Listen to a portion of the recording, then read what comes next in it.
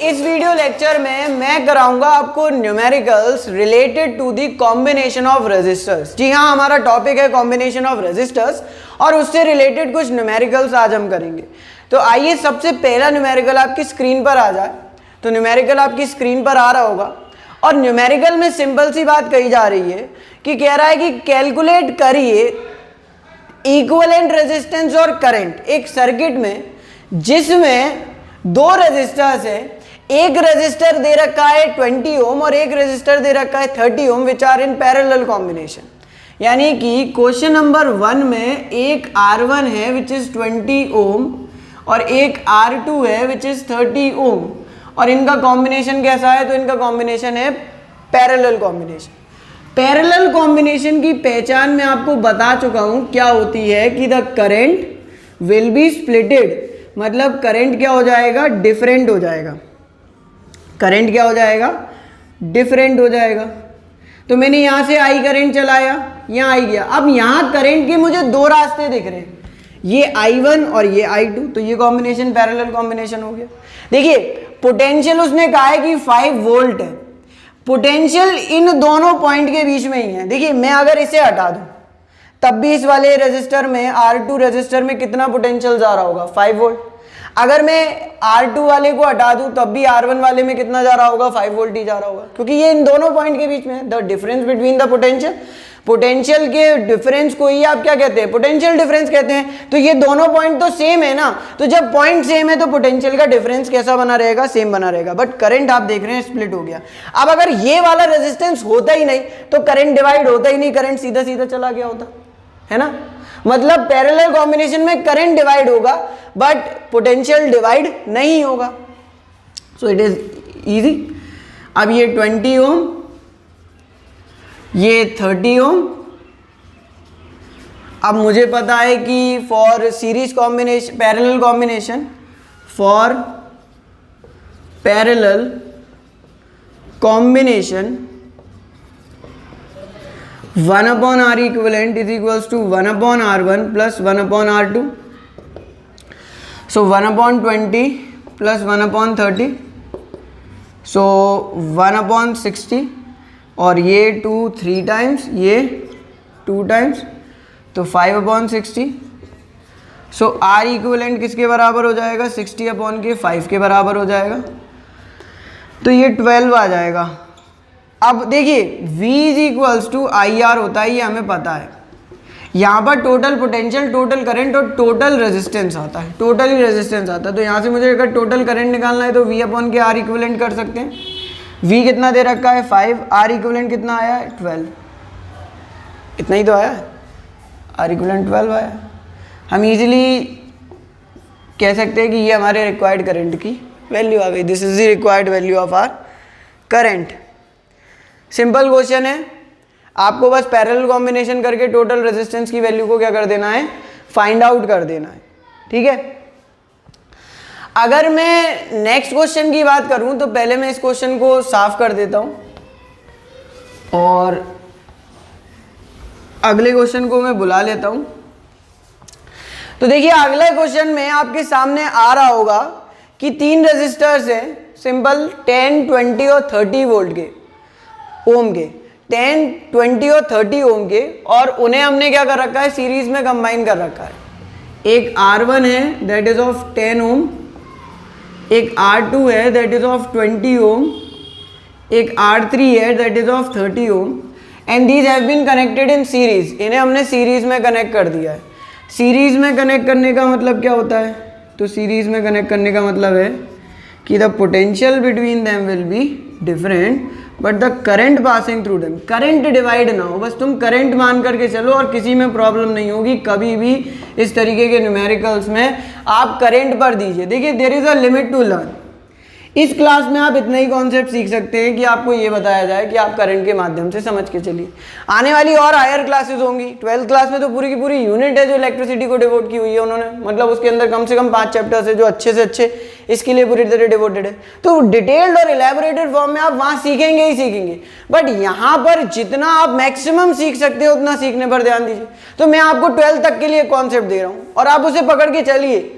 आप ये मान के चलिए कि करंट डिवाइड नहीं हो रहा है तो सीरीज है, यहाँ करंट डिवाइड हो रहा है नहीं हो रहा है तो ये सीरीज कॉम्बिनेशन है।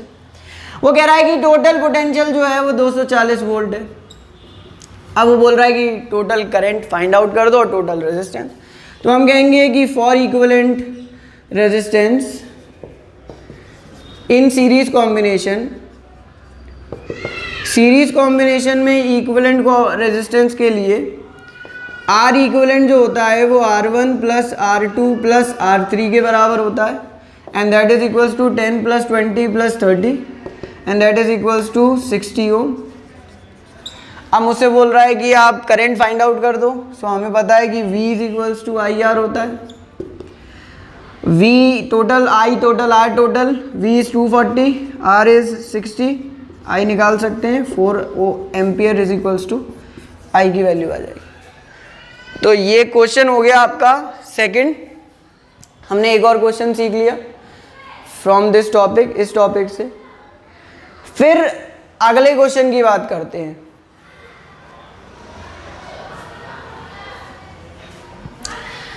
मैं ये साफ करता हूं और अगले क्वेश्चन की तरफ आता हूं।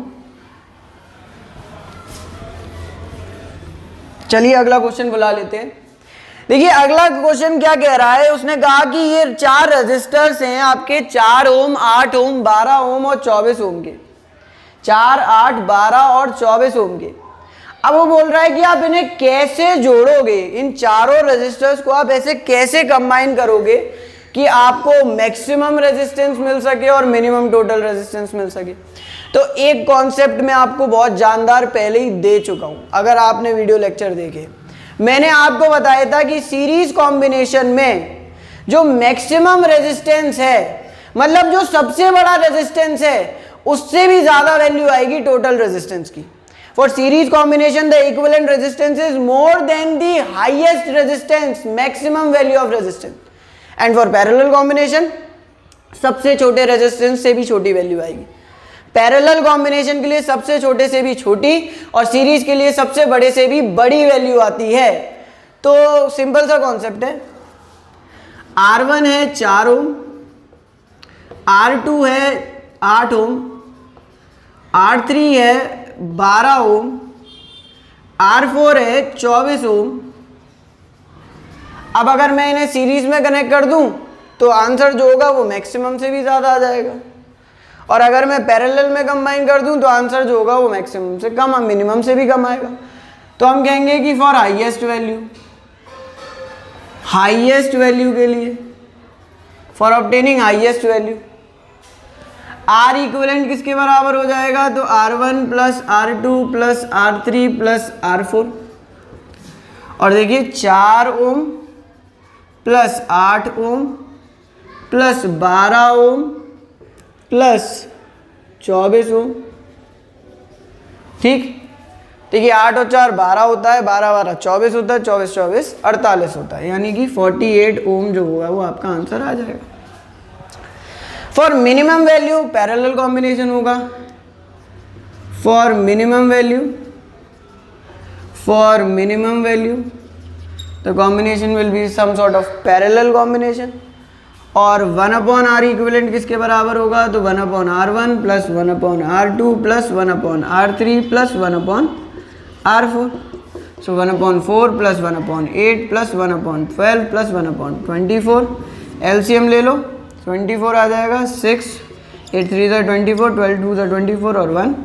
So this is 1/R equivalent, यानी 1/R इक्विवेलेंट यहाँ कर दे रहा हूँ इक्वल्स टू, देखिए 6 और 6 12, 12/24, so 1/2। So R equivalent is equals to 2। देखिए सबसे छोटे वाले से छोटा आ रहा है और सबसे बड़े वाले से बड़ा आ रहा है। सो आप इजीली हाईएस्ट और लोएस्ट वैल्यूज को क्या कर सकते हैं, फाइंड आउट कर सकते हैं। You can easily find the value. बस इतना याद रखिए कि पैरेलल कॉम्बिनेशन जो होता है उसमें जो सबसे छोटा रेजिस्टेंस होता है उससे भी छोटी वैल्यू आती है, और जो सीरीज कॉम्बिनेशन होता है उसमें जो सबसे बड़ा रेजिस्टेंस होता है उससे भी क्या होती है, बड़ी वैल्यू आती है।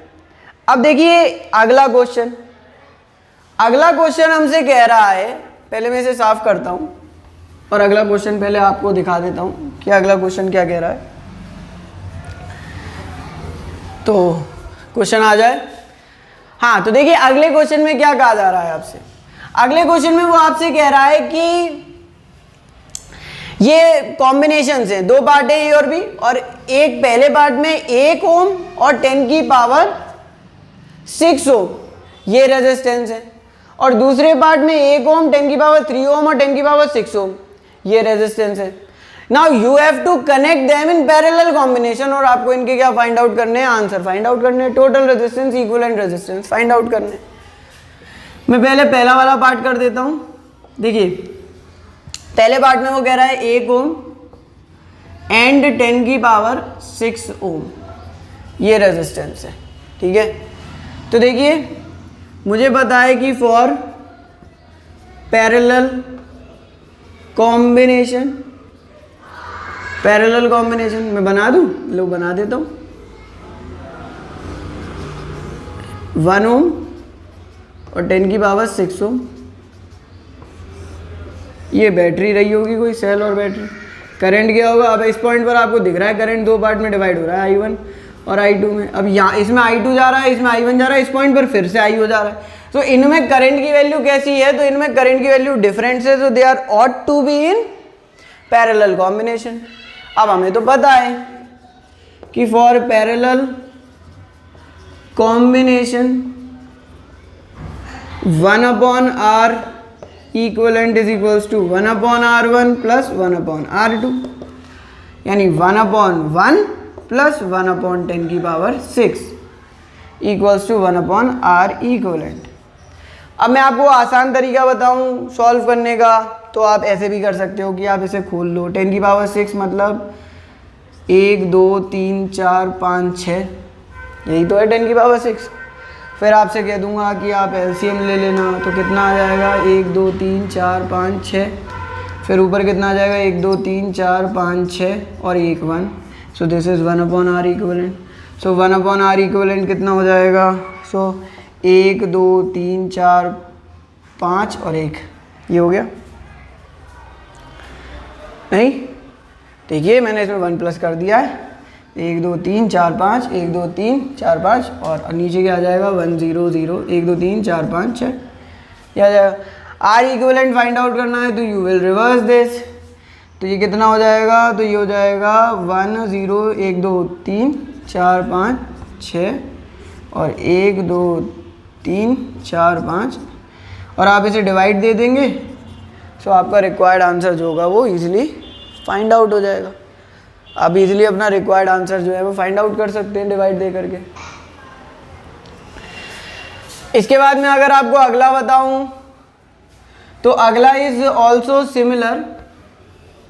अगले पार्ट में उसने हमसे क्या कहा था, तो अगले पार्ट में उसने हमसे कहा था कि यहाँ पर 10 की पावर 3 और 10 की पावर 6 ओम के 3 रेजिस्टर्स हैं, you have to connect them in parallel. तो यहाँ पर एक 10 की पावर का 3 और आ जाएगा और यहाँ पर एक 10 की पावर के 6 और आ जाएगा। If you don't still get the answers please let me know. अगर आपके अभी भी नहीं आते हैं तो आप मुझे बताइएगा ज़रूर, जिससे मैं आपको, जब तक नहीं आए तब तक सीखना है। हम जब सीख रहे हैं तो ठीक से सीखेंगे, अदरवाइज हम सीखते ही नहीं ना, हम सिखाते। अगर हम कुछ कर रहे हैं तो पूरे मन से करेंगे, अदरवाइज हम नहीं करेंगे वो काम।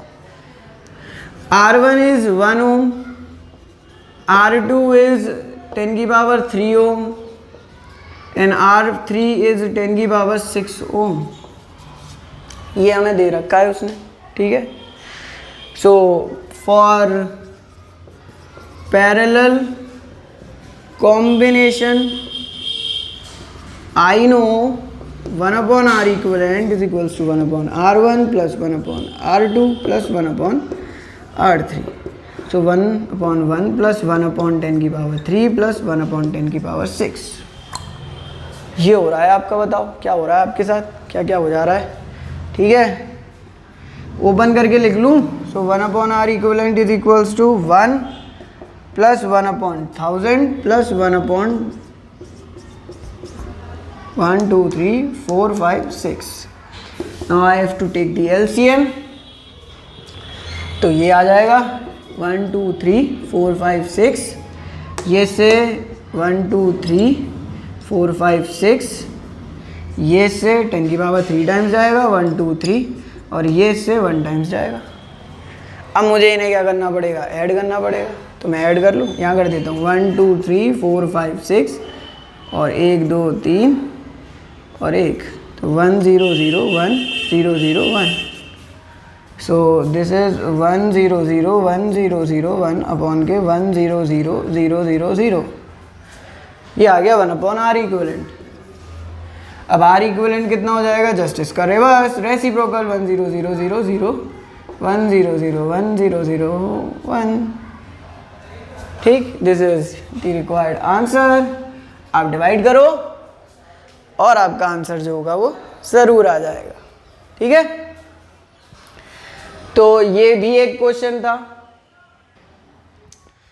में तो एक सर्किट डायग्राम दे रखा है और इस सर्किट डायग्राम में कह रहा है कि ए और पॉइंट बी के बीच में आप टोटल रेजिस्टेंस की वैल्यू को फाइंड आउट करिए।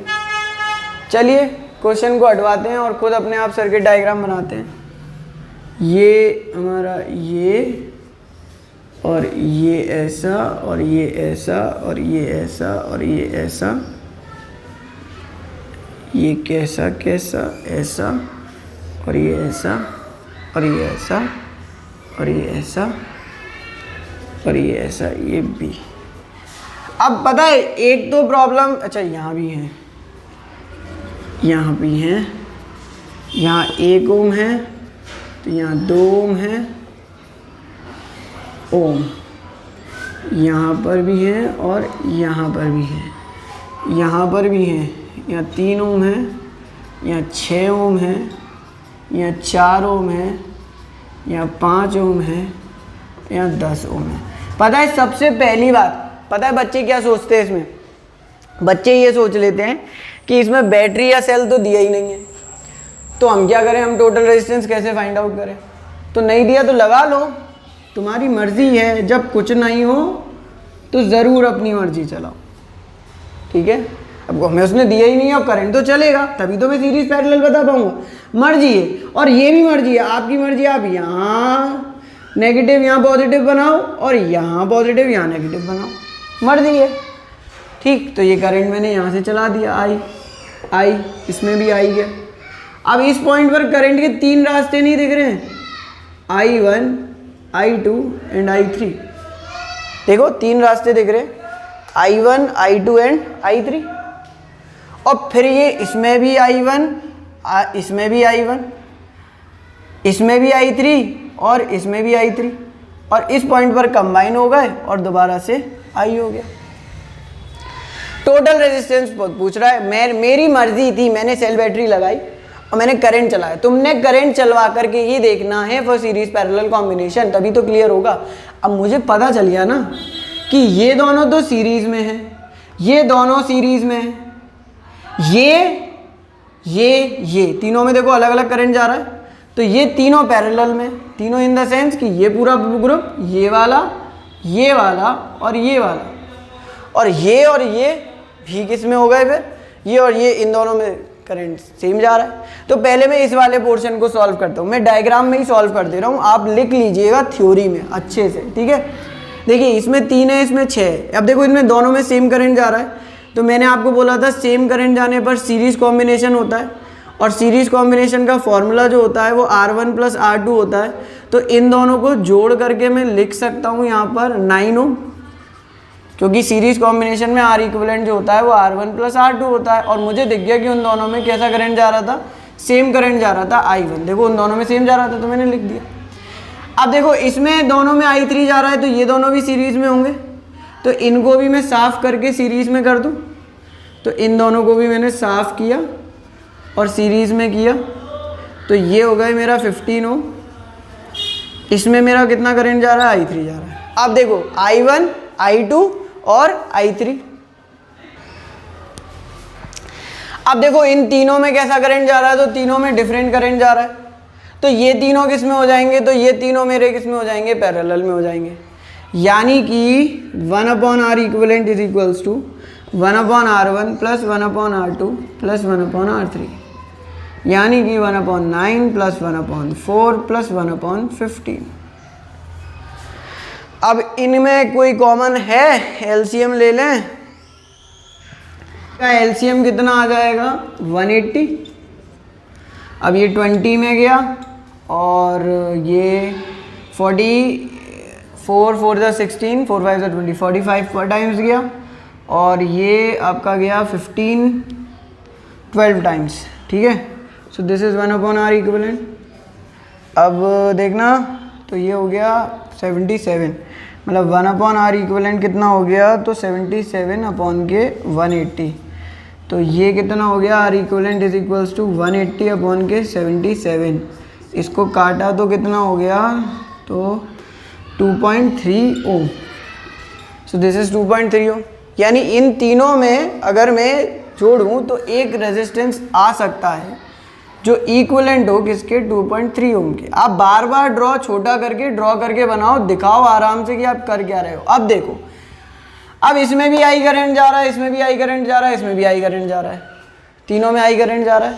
अब जब तीनों में आई करंट जा रहा है तो आप इजीली लिख सकते हो कि टोटल रेजिस्टेंस किसके बराबर होगा, तो टोटल रेजिस्टेंस बराबर क्या होगा, 1 प्लस के 2.3 प्लस के 2, यानी कि 2 2 जा 4 और 5.3 ओम के बराबर होगा total resistance. This is the total value of resistance.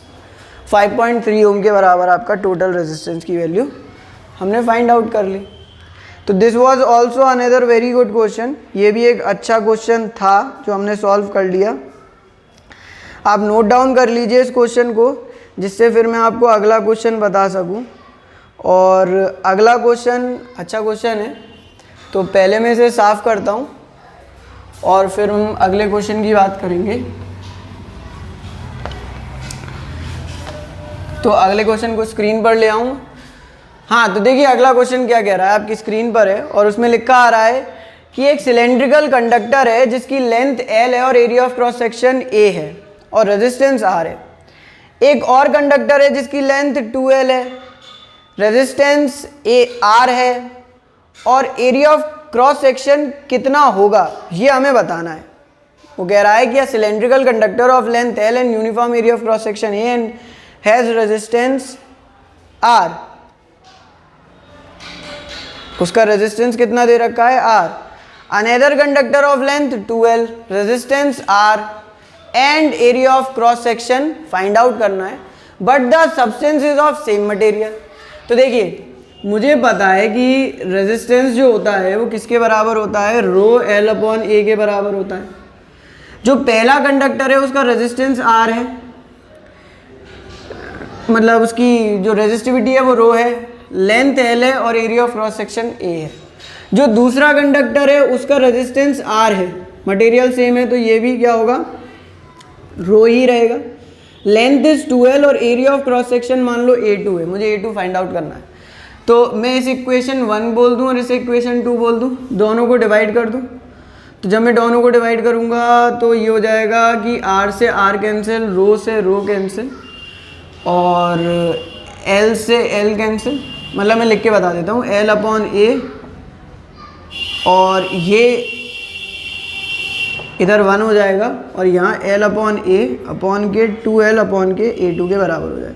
ये इसमें मल्टीप्लाई हो जाएगा, ये इसमें मल्टीप्लाई हो जाएगा, यानी 1 इक्वल्स टू, देखो ये नीचे वाला इसमें मल्टीप्लाई, ये इसमें multiply, 1 equals to L upon A